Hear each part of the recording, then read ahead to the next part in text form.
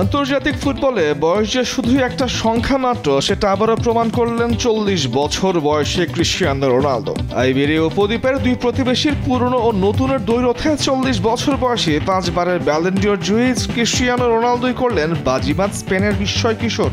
ম্যাচের আগে নিজ ছেলের সাথে ইয়ামালের মিল খুঁজে পাওয়া রোনালদো পুরো ম্যাচে ইয়ামালদের বিপক্ষে গুরু দায়িত্বটাই পালন শেষে উঁচিয়ে ধরেন শিরোপা।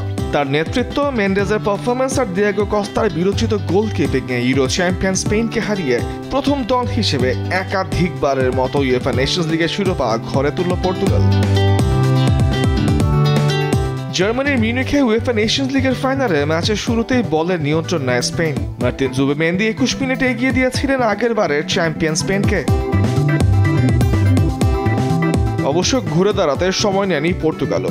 5 মিনিট পর পর্তুগিজরা সমতায় ফেরে নুনো মেন্ডেজের গোলে।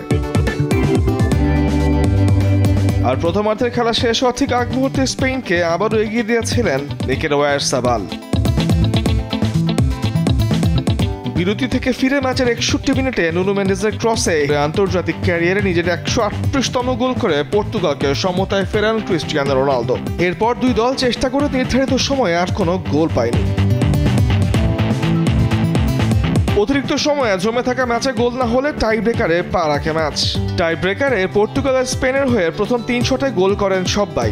আলভারো মোরাতার নেওয়া চতুর্থ শটটি ফিরিয়ে দেন পর্তুগালের গোলরক্ষক দিয়েগো কস্তা। এরপর নেভেস পঞ্চম শটে গোল করতে নিশ্চিত হয়ে যায় পর্তুগালের জয়। কান্নায় ভেঙে পড়েন রোনালদো। তবে সেটা খুশির অনেক প্রাপ্তির, আর যেখানে দেয়া হয়েছে অনেক প্রশ্নের না বলা উত্তর। তামিমুর রহমান, স্পোর্টস ডেস্ক, দেশ টিভি।